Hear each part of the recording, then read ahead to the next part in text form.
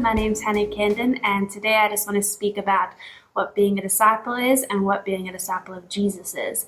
It's a bit of a personal topic because I think it is so easy to forget the importance of the basics of being a Christian and being a disciple of Jesus. But first, we're going to start off by simply discussing what being a disciple is and what that meant back in the good old days. So if we go back in history, being a disciple involved a relationship between two people, the rabbi and the Talmud. So a rabbi is a teacher and Talmud is a disciple. So how did one become a Talmud? All Hebrew boys went to Torah school at the age of 5, where they learned the first 5 books of the Old Testament, which is Genesis, Exodus, Leviticus, Numbers, and Deuteronomy. At the age of 10, only the best students would continue in their religious studies, and those who did not make the cut basically went back home and became apprentices in the family business. The ones that remained in Torah school learned the rest of the Old Testament until they reached the age of 17. At the age of 17, if they wanted to continue in their religious studies, what they did was they found a rabbi, and to apply to become this rabbi's Talmud, they would sit in front of them, and the rabbi would ask them a series of questions to determine whether they were worthy enough of being their Talmud. So what can we take from this? Being a disciple or becoming a disciple was hard, a lengthy process, and it didn't necessarily mean you were going to make the cut. You had to meet a certain set of criteria. You had to go through multiple screen tests. And I mean, you have to know the Old Testament off by heart, which I definitely do not know. But don't worry, this isn't what being a disciple of Jesus is. So take all of that information and store it in your memory box of history. So now, what is being a disciple of Jesus? We're going to dive into this question by opening our Bibles to Matthew 4, verses 18 to 22, and seeing what the scriptures can tell us. As Jesus was walking beside the Sea of Galilee, he saw 2 brothers, Simon called Peter and his brother Andrew. They were casting a net into the lake, for they were fishermen. "Come, follow me," Jesus said, "and I will send you out to fish for people." At once they left their nets and followed him. Going on from there, he saw 2 other brothers, James, son of Zebedee, and his brother John. They were in a boat with their father Zebedee, preparing their nets. Jesus called them, and immediately they left the boat and their father and followed him. The first thing that we can identify in this passage is that Simon, Andrew, James, and John had something in common.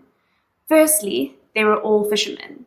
Secondly, as Hebrew men, they did not qualify as the top Hebrew boys in Torah school, which would explain why they were fishermen and perhaps not Talmuds. Yet despite the act of not meeting the criteria set for a Talmud back in those days, they dropped everything and followed Jesus when he asked. And when I say everything, I mean everything.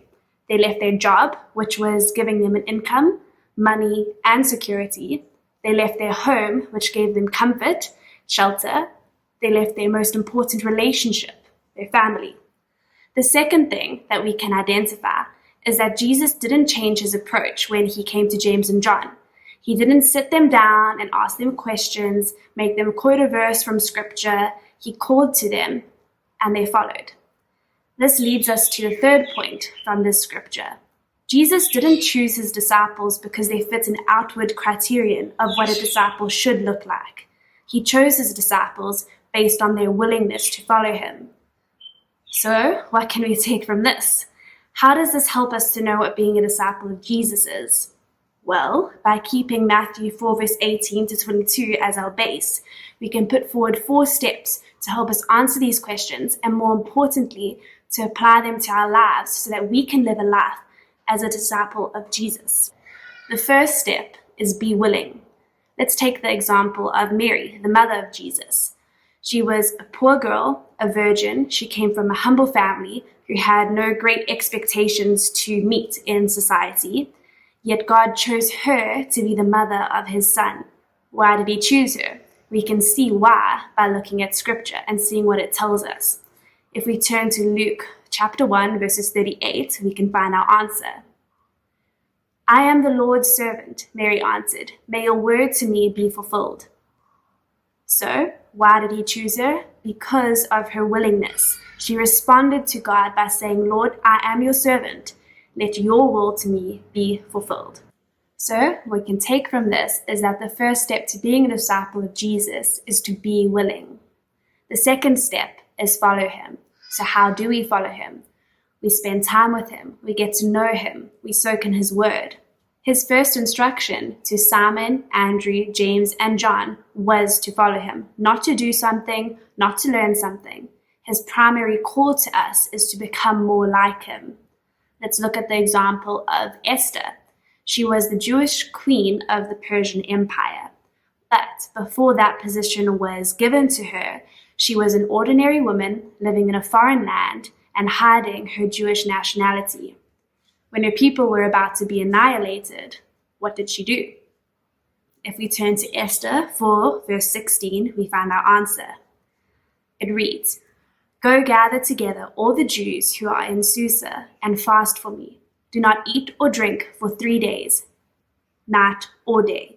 I and my attendants will fast as you do. When this is done, I will go to the king, even though it is against the law, and if I perish, I perish. She sought after God and his will in that space, circumstance, and situation. She spent time with him. She surrendered her life to God and his will for her and her people. Have you surrendered your life to Jesus completely, like Esther did? When we follow Jesus, it is not going to be easy. We will face persecution, trials, and obstacles where we have no idea what the outcome will be. But when we follow him, we are putting our trust in him and his plan for our lives. This brings me to the third step, which is twofold. Be confident in who he is and be daring for him. When we lack confidence in ourselves, we can and should put our confidence in him and his purposes for our lives. As imperfect humans, we can and we will falter, but God, who is perfect, will never falter. Jesus will do through us what he said he would. Let's take the example of Shadrach, Meshach, and Abednego. Along with Daniel, they came into the service of King Nebuchadnezzar through a process of screening and testing.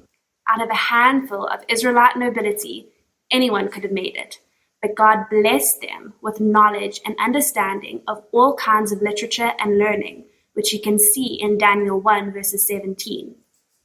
When we fast forward to Daniel chapter 3, King Nebuchadnezzar has ordered a golden statue to be built that all nations were to worship under. Something important to note here is that in this chapter, it was the first time since the Tower of Babel that representatives of all nations were present in the same place and at the same time. Therefore, clearly God had prepared and planned something big. Having confidence in God's plan in that time, situation, and circumstance, Shadrach, Meshach, and Abednego refused to worship the statue of gold. As a result, they were threatened to be thrown in a burning furnace. We can see their response in Daniel chapter 3, verses 16 to 18. Shadrach, Meshach, and Abednego replied to him, King Nebuchadnezzar, we do not need to defend ourselves before you in this matter. If we are thrown into the blazing furnace, the God we serve is able to deliver us from your majesty's hand. But even if he does not, we want you to know, your majesty, that we will not serve your gods or worship the image of gold you have set up. They didn't know what God's will was, but they had confidence in God that he would set an example and perform a miracle through their obedience to him. We see the results of this confidence in Daniel chapter 3, verses 25 to 27, and then 29. He said, Look, I see 4 men walking around in the fire, unbound and unharmed, and the fourth looks like a son of the gods. Nebuchadnezzar then approached the opening of the blazing furnace and shouted, Shadrach, Meshach, and Abednego, servants of the Most High God, come out, come here. So Shadrach, Meshach, and Abednego came out of the fire, and the satraps, prefects, governors, and royal advisers crowded around them. They saw that the fire had not harmed their bodies, nor was a hair of their heads singed. Their robes were not scorched, and there was no smell of fire on them. Going down to verse 29, we pick up with King Nebuchadnezzar saying, Therefore I decree that the people of any nation or language who say anything against the God of Shadrach, Meshach, and Abednego be cut into pieces, and their houses be turned into piles of rubble, for no other God can save in this way. Expect God to use you and do things through your life. Don't be scared and hold back because you think you don't qualify or are unworthy. Remember the example of Simon, Andrew, James, and John. They were fishermen, not Talmuds or religious scholars, yet God called them to be his disciples.